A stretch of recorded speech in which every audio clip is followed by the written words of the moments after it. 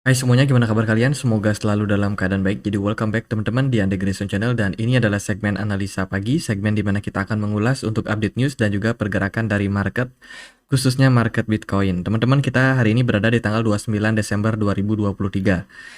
Kita akan bahas dulu dari kalender ekonomi ya teman-teman. Di perdagangan kemarin kita dapat beberapa data yang menurut saya cukup penting. Salah satunya adalah initial jobless claim, di mana trennya mengalami kenaikan lagi teman-teman. Kemudian juga ada penjualan rumah tertunda atau pending home sales, yang mana trennya mengalami ya kenaikan ya dari minus 1,2 menjadi 0%. Terus juga ada crude oil inventory. Data ini sebenarnya cukup mix sih, tapi kalau melihat dari jobless claim-nya, harusnya pergerakan dari US Dollar Index itu mengalami fase koreksi di perdagangan kemarin. Oh, indeks dolarnya justru menguat teman-teman, tipis 0,24%. Dilihat dari beberapa data, kemudian kalau kita perhatikan di perdagangan hari ini ada news Chicago PMI. Itu data yang cukup penting. Kemudian juga ada Fed's balance sheet. Ini menjelang penutupan akhir tahun ya. Datanya nggak terlalu banyak. Dan besok ya cuma ada data soal inventory doang. Teman-teman, nggak terlalu memberikan impact yang signifikan. Karena besok udah masuk weekend, masuk tahun baru ya, tentunya banyak orang yang butuh buat liburan lagi. Teman-teman, jadi market memang buka cuma 2 hari doang. Ya hari ini sama kemarin. Itu aja. Terus kita akan lihat dari beberapa news yang ada di market ya, menjelang penutupan market saham sama forex juga teman-teman di perdagangan hari ini. Ini adalah lanjutan dari berita kemarin perihal keputusan, atau belum keputusan sih, tapi seputar potensial Gary Gensler akan dipecat. Baru aja beritanya kemarin cukup hangat ya soal US Congressman Emmer, itu yang membuat semacam apa ya, petisi gitu teman-teman, di mana anggota Kongres ini itu dipimpin mayoritas oleh Tom Emmer pada hari Kamis mengumumkan bahwa dia ikut memimpin RUU Stabilitas SEC untuk memecat Gary Gensler. Dia bergabung dalam anggota Kongres bersama dengan Warren Davidson dan dalam ikut menandatangani RUU untuk memecat Gary Gensler. Jadi maksudnya adalah Gary Gensler sebagai ketua dari SEC itu punya semacam kekuatan yang sangat-sangat luar biasa ya teman-teman, di SEC sendiri, sehingga terlalu dominan. Dan juga Gary Gensler itu berpihak kepada Wall Street, bukan Main Street, kata anggota Kongres Emmer. Jadi intinya adalah ini adalah sebuah undang-undang yang bakalan dibuat teman-teman, guna untuk mengurangi kekuatan ataupun ya power ya daripada ketua SEC ke depannya. Tidak hanya Gary Gensler, tapi juga akan diikuti sama ketua SEC selanjutnya, karena sudah ada RUU yang bersiap untuk disahkan. Tapi dari Gary Gensler sendiri itu belum memberikan tanggapan teman-teman. Isunya mereka belum apa ya, belum semacam mendapatkan keputusan terkait dengan RUU ini, dan Gary Gensler sama sekali belum memberikan respon atau pernyataan apapun kepada media terkait dengan undang-undang terbaru dan juga dugaan korupsi yang dia lakukan. Jadi ini masih kasusnya dalam perbincangan yang cukup hangat teman-teman. Kemudian dari berita yang lain itu datang dari Donald Trump, yang kabarnya itu melakukan penjualan NFT. Ya, penjualan NFT sudah dijual, duitnya berupa Ethereum itu sudah di-withdraw, teman-teman. Sepertinya Donald Trump menjual Ethereum-nya. 3 minggu yang lalu dia mulai mengirimkan Ethereum ke Coinbase setelah berbulan-bulan mengumpulkan royalti Trump NFT. Jadi dijual, mungkin buat kampanye ya, siapa tahu teman-teman. Donald Trump mulai jualan Ethereum. Kemudian berita datang dari India. India dikabarkan memblokir sekitar 9 link atau 9 URL teman-teman yang terkait dengan beberapa exchange berikut. Ada Binance, KuCoin, Huobi Global atau HTX, terus juga ada Kraken, Get.io, Bittrex, Bitstamp, Maxi, dan juga Bitfinex. 6 exchange ini diblokir dan tidak bisa diakses kecuali ya pakai VPN teman-teman. Jadi mirip lah seperti di Indonesia yang kesulitan untuk mengakses Binance Bybit ya. Kalau teman-teman pakai browser itu susah banget untuk diakses.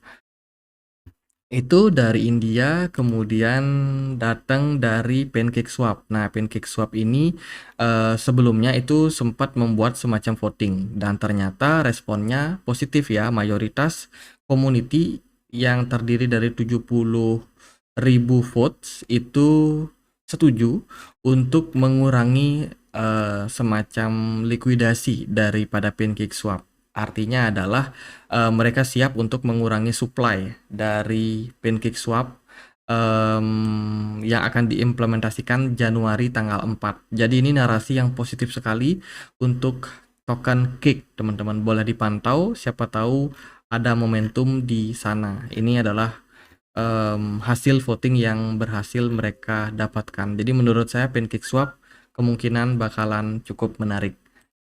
Kemudian dari berita yang lain ada ARK Invest yang dikabarkan itu melakukan penjualan reminder untuk penjualan GBTC mereka, Grayscale Bitcoin.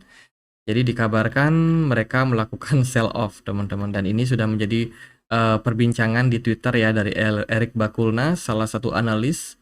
Itu mengatakan bahwa jumlah kepemilikan dari ARK Invest terkait dengan GBTC-nya berkurang, teman-teman. Tapi ada peningkatan dari Bito ya, aset bernama Bito ini meningkat sampai 100 juta US dollar.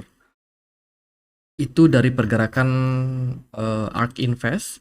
Kemudian ada exchange Rusia namanya BitLato, teman-teman. Ini dikabarkan suspend untuk balance withdrawal. Mereka tidak bisa mencairkan aset yang diminta oleh investor terkait dengan masalah keuangan likuiditas yang terjadi pada perusahaannya, dan akhirnya perusahaan ini memutuskan untuk suspend ya frozen asset, teman-teman. Dan ini tentunya negatif ya buat ekosistem kripto kedepannya khususnya di Rusia, dan ya sepertinya bakalan ujung-ujungnya bangkrut, teman-teman. Salah satu exchange dari Rusia berpotensi bangkrut. Kemudian teman-teman kita lihat analis dari CryptoCon baru aja melakukan update lagi. Ini aku bacakan. Jadi keserakahan di sekitar Bitcoin ETF sangat tinggi dan data terlihat terlalu panas. Inilah sebabnya saya tetap selangkah lebih maju dan mengatakan Bitcoin telah mencapai titik tertinggi lokalnya di 45.000. Jadi maksudnya di sekitaran 45.000 sudah dicapai, teman-teman. SMI telah sepenuhnya mencapai puncaknya. Hal ini pertama kali terjadi dalam siklus dan menandai siklus pertengahan atas. Analis di luar negeri memperkirakan siklus retrace itu ada di 0,618. Jadi Fibonacci-nya, teman-teman. Yang umum yaitu di kisaran 48.000. Sementara ketika mengukur puncak teknis April 2021, kita sudah mencapai di sana.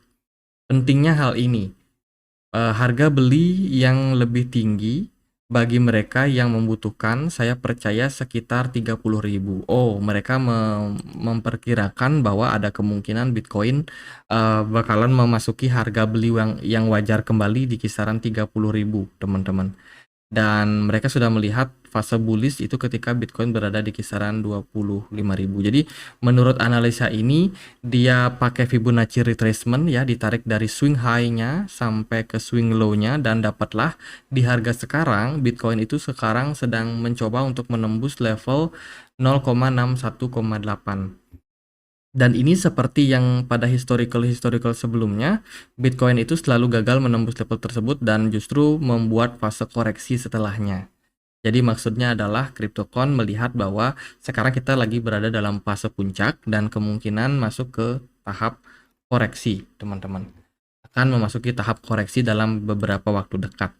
Nah, sementara itu kalau kita perhatikan dari altcoin index ya, alt season index, saat ini posisinya kita lagi dalam poin 69, yang berarti kita mendekati alt season, teman-teman.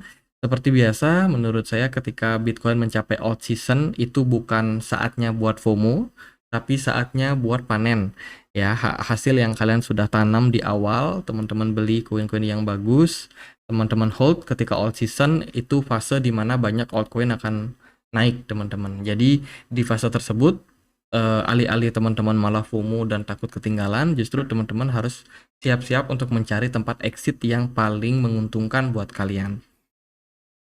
Kemudian teman-teman, ini adalah market cap dari spot market kripto ya.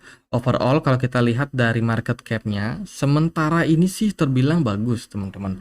Kenapa? Karena pergerakannya market cap-nya terus mengalami kenaikan. Kalau kita lihat sih puncaknya itu ada di 28 Desember kemarin, di mana market cap-nya mencapai 1,7 triliun US dollar. Dan di perdagangan hari ini sudah turun menjadi 1,67 triliun. Ada penurunan sedikit, tapi overall ini masih sangat-sangat positif. Jadi bisa dibilang dari market cap-nya sendiri masih tinggi, artinya ada kemungkinan aliran dana itu masih cukup banyak ada di market kripto. Lalu bagaimana nih impact terhadap pergerakan dari harga? Kemarin indeks dolar mengalami penurunan. Indeks dolar mengalami kenaikan tipis. Sementara dari emas itu sudah membuat fase koreksi setelah fase sideways yang terjadi. S&P 500 kemarin juga positif tipis. Kalau kita lihat dari pergerakan Bitcoin, overall Bitcoin sedikit korektif ya teman-teman di perdagangan kemarin. Sebelumnya Bitcoin sempat naik sampai kisaran 43.000. Setelah itu ya Bitcoin kena reject di level resistance-nya di 43.500. Sekarang Bitcoin cuma berada di kisaran level 42.500. Saya sendiri masih melihat area level support di kisaran 42.000 menjadi level penting untuk Bitcoin. Sementara resistance yang perlu diperhatikan yaitu di kisaran 43,6. Satu lagi konfirmasinya ada di 44,5. Itu adalah level resistance yang penting untuk pergerakan Bitcoin ke depannya. Sementara itu dari BTC Dominance di perdagangan kemarin itu turun anjlok cukup parah ya. Sekarang turunnya lumayan dalam teman-teman. Harusnya sih momentum seperti ini bisa dimanfaatkan oleh altcoin. Tapi apa daya, ternyata Bitcoinnya justru mengalami fase penurunan. Dan ya altcoin ada beberapa yang naik tapi beberapa lagi masih ngikut pergerakan dari Bitcoin. Jadi untuk sekarang ini kita masih belum fully bullish, belum ada tanda kenaikan jangka pendek. Teman-teman dilihat dari volume memang bagus ya. Tapi kalau kita pakai indikator smart money itu sebenarnya smart money-nya kosong. Jadi sesuatu yang menurut saya cukup mengkhawatirkan juga untuk posisi sekarang. Itu teman-teman. Jadi teman-teman boleh pantau level 42.000 karena di sini ada trend line yang cukup penting. Beberapa kali memang Bitcoin udah ketahan di level tersebut. Bila mana level tersebut berhasil di breakdown, maka ya peluang untuk Bitcoin masuk ke tahap koreksi akan cenderung terbuka. Tapi kalau Bitcoin ternyata mampu mempertahankan area sekarang dan Bitcoin kembali bergerak naik, maka target terdekat untuk Bitcoin ada di kisaran 43.500 sampai dengan 44.500. Itu target terdekat untuk Bitcoin. Di perdagangan kemarin yang powerful itu ada Ethereum. Ethereum powerful banget pergerakannya. Sempat menyentuh level 2.400 ya, sekarang udah mulai koreksi lagi. Kemudian beberapa koin, Litecoin juga cenderung stabil di perdagangan kemarin. Solana ini udah mulai masuk fase koreksi, teman-teman. Solana koreksinya lumayan dalam ya. Kemudian juga ada Celestia yang juga udah masuk ke tahap koreksi. Selain itu, kalau kita perhatikan dari INJ atau Injective juga udah mulai masuk fase koreksi. Ini chartnya mirip seperti Solana. Polygon Matic di perdagangan kemarin juga masih koreksi teman-teman. Setelah sempat melakukan kenaikan yang lumayan ekstrim, sekarang Matic masuk ke tahap koreksi. Jadi beberapa altcoin aku perhatikan koreksi sama seperti Bitcoin. Tapi kalau kita lihat dari market cap-nya masih cukup tinggi, menurut saya sih masih cukup anomali. Market masih sangat-sangat ambigu pergerakannya bakalan kemana. Tapi teman-teman bisa pantau beberapa area support resistance tadi yang sudah aku spill. Itu menurut saya bisa menjadi hal yang cukup penting. Kalau Bitcoin sampai drop sampai di bawah 42.000, kita harus siap-siap Bitcoin berpeluang untuk melanjutkan tahap koreksinya. Mungkin kita memang benar-benar sudah clear di web 5 ini dan akan membuat fase ABC korektif. Tapi kalau ternyata Bitcoinnya masih bisa growth, masih bisa menguat, maka itu bisa menjadi salah satu narasi positif untuk pergerakan Bitcoin jangka pendek ya teman-teman. Ya kita lihatlah kemana pergerakan dari Bitcoin ke depannya.